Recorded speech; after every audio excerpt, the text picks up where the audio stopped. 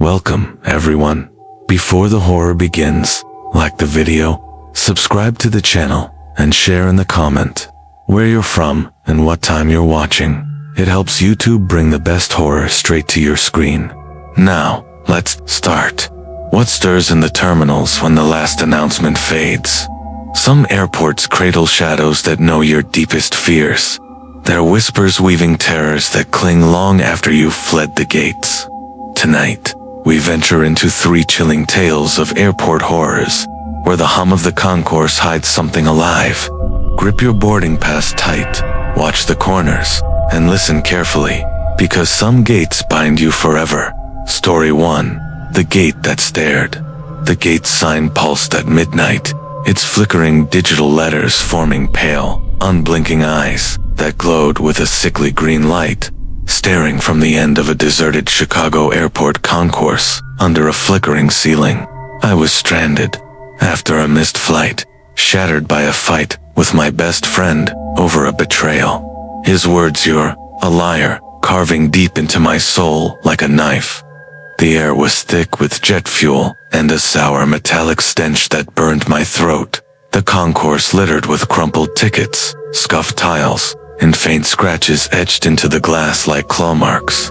The eyes multiplied, shimmering across the sign's cracked screen, their gaze heavy with judgment, as if they saw every fracture in my loyalty. The floor tiles cracked violently, forming the words "Stay here" in jagged, glowing lines across the linoleum, shimmering green, as if scratched by unseen claws scraping through the terminal's sterile core. The air turned bitterly cold, my breath fogging in thick clouds, as the sign hissed, whispering my name in his voice, warped, hollow, accusing me of destroying our bond with lies.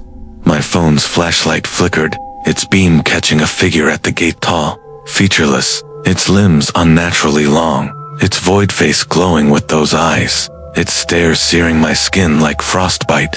The floor oozed black tar, forming clawing hands that gripped my sneakers, their touch burning with an acid-like chill that throbbed with my racing pulse. I stumbled back, but the sign flickered faster, the words morphing to "You Knew," glowing brighter, the whispers swelling into a scream that shook the gate's plastic chairs.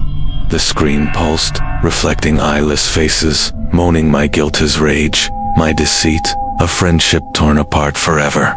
The figure's tarry hands rose from the floor, searing the tiles, the sign sparking, dripping tar that shaped more screaming. Faces naming every regret I'd buried deep. I bolted for the exit, tripping over abandoned bags as the concourse quaked, the tar flooding the floor. The faces screaming my name in a deafening, otherworldly chorus. I fled into the foggy night, the figure's shadow chasing, its eyes glowing through the airport's clouded windows. I avoid airports now, but my phone glows at night, reflecting those pale eyes in its cracked screen.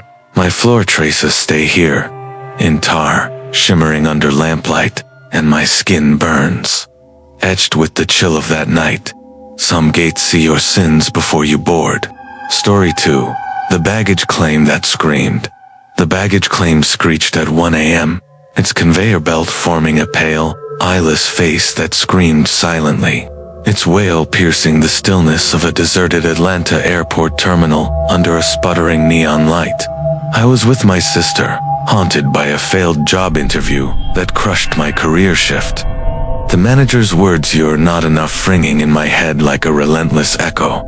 The air was heavy with rubber and a rotting, fishy stench that stung my lungs. The terminal littered with abandoned luggage, cracked tiles, and a faint glint of lost keys scattered on the floor. The face traced the words, "Come closer in," glowing, jagged lines across the belt's rubber, pulsing red, as if written in blood seeping from the machine's seams. The scream grew louder, the belt trembling, its surface splitting to reveal carvings, my name, my failures, my shattered ambitions, etched as if by claws, pulsing with a sickly green light that burned my eyes.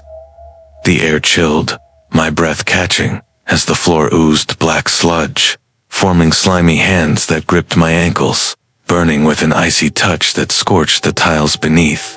Shadows danced in the flashlight's flickering beam, tall and thin, their void faces smiling with jagged, unseen teeth, their limbs stretching like twisted straps crawling across the terminal's walls. The wail became a chorus, naming my shame-stumbled answers, missed opportunities, a career crumbling to dust, swelling into a shriek that shook the baggage claim's frame. My phone died, then flared, showing figures rising from the sludge, dripping and clawing, their eyes glowing green, their mouths moaning my failures. The sludge hands pulled harder, the words shifting to you, called us. The carvings bleeding black oil that reeked of decay, pooling into more accusing faces. The belt surged, its rubber forming eyeless faces that screamed my name in a deafening, unearthly roar. We tore for the exit, sprinting past toppled suitcases as the terminal quaked. The flashlight sparking in bursts of flame, the figures lunging, with clawing hands, their touch searing the air around us. The sludge flooded, forming countless faces, their shrieks chasing us to the parking lot. I escaped, the airport trembling behind me, but my mirrors hum at night, tracing come closer in glowing lines, the stench of rot lingering in the air. Some baggage claims, sing your failures back to you. Story 3. The lounge that breathed.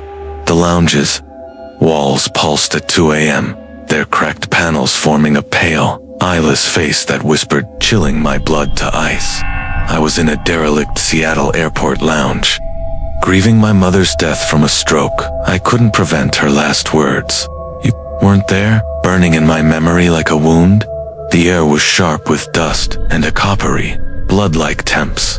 The lounge lit by flickering exit signs casting twisted shadows on torn leather seats, shattered glass, and cobwebbed corners. The face whispered stay with me in her voice, warped, hollow, accusing me of absence during her final, gasping moments. The carpet oozed black tar, reeking of decay, pulling into clawing hands that burned my legs with acid-like heat that throbbed with each desperate step. The air grew heavier, the walls thickening, dripping black oil that formed accusing faces, my mother's, my family's, their mouths moving, blaming me for missing her pain, her cries in the hospital's sterile silence. My flashlight flickered, revealing figures in the shadow stall, their limbs twisting like gnarled cables scraping the panels, leaving wet, glowing marks that pulsed green. The lounge screamed my name, the tar hands tightening, searing my skin with burns that lingered like scars. The exit signs vanished, the room closing in, the oil flooding, shaping countless faces that echoed my guilt in a chorus of unrelenting rage. The seats shook, the figures lunging, their clawing hands reaching, their screams deafening my senses. I smashed through a door with a suitcase, my hands bleeding, as the lounge surged, the tar flooding, the faces roaring her name in a relentless, haunting wail. I fled to the tarmac, the airport splintering behind me, the screams chasing me through the freezing night. I avoid lounges now, but my windows fog at night, forming my eyeless face in the glass, glowing faintly green. My hands burn with the word stay, etched in my skin, and the air smells of tar, whispering her name in the dark. Some lounges hold your grief forever. Which of these airport nightmares would you survive until takeoff? Share your own chilling encounters in the comments. Have you ever felt eyes watching you in an empty terminal? Like the video, hit that subscribe button, and ring the bell for more terrors from the shadows. Something darker waits at the next gate. We'll see you there.